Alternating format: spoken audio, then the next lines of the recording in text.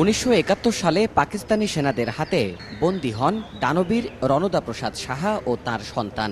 আর ফিরে আসেননি তারা, তবে রেখে গেছেন মানব সেবার দৃষ্টান্ত। প্রধানমন্ত্রী হিসেবে প্রথমবারের মতো টাঙ্গাইলের মির্জাপুরে কুমুদিনী ওয়েলফেয়ার ট্রাস্টে এলেন শেখ হাসিনা, সাথে ছোট বোন শেখ রেহানা।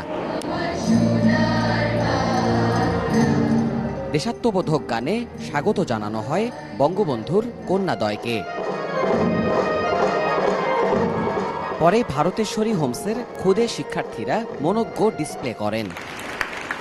হোসেন শহীদ সোহরাওয়ার্দী, জাতীয় কবি কাজী নজরুল ইসলাম, নজরুল গবেষক অধ্যাপক রফিকুল ইসলাম এবং চিত্রশিল্পী শাহাবুদ্দিন আহমেদ এবার এই স্মারক পেলেন।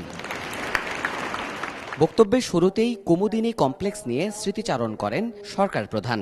তখন আমার বাবা বঙ্গবন্ধু শেখ মুজিব এবং আমার মা সকলেই এসে দীর্ঘ সময় এখানে ছিলেন এবং এই স্কুলটা সব ঘুরে ঘুরে, হাসপাতালগুলি ঘুরে ঘুরে দেখেছেন। খুব ছায়ার মতো আমার এইটুকু স্মৃতি মনে আছে, এর বেশি আমার মনে নেই। তবে এই জায়গাটা এত সুন্দর দেখে আমার বাবা বলেছেন যে আমাকে এই কুমুদিনী স্কুলে ভর্তি করবেন। তো হোস্টেলে রেখে পড়ানো আমার মা খুব একটা মনোপুত ছিল না। আর তাছাড়া এরপরই 58 সালে মার্শাল্লাহ হয়, আমার বাবাকে জেলে নিয়ে যায়। আমাদের পড়াশোনা এমনিতেই বন্ধ, কাজে আর আসা হয়নি।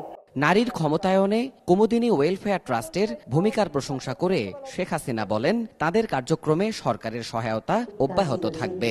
আজকে এই কুমুদিনী ওয়েলফেয়ার ট্রাস্ট, আমি মনে করি যে আমাদের দেশের যেমন নারী শিক্ষার প্রসার ঘটানো থেকে শুরু করে আত্মমানবতার সেবার যে দৃষ্টান্ত সৃষ্টি করে গেছেন, সেই দৃষ্টান্ত অনুসরণ করার আমাদের দেশে অনেক বিত্তশালী আছে, তারাও করতে পারে।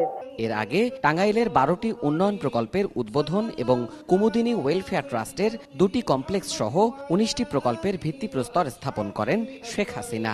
7 দশক আগে রণদা প্রসাদ সাহা যেমন সমাজের বিস্তারে, বিশেষ করে শিক্ষা এবং নারীর অগ্রগতিতে যে উদ্যোগের জন্ম দিয়েছিলেন, বর্তমান সমাজের বিত্তবানদেরও শিক্ষার বিস্তারে এগিয়ে আসতে বললেন প্রধানমন্ত্রী শেখ হাসিনা। দেবাশিস রায়, সময় সংবাদ, কুমুদিনী কমপ্লেক্স, মির্জাপুর, টাঙ্গাইল।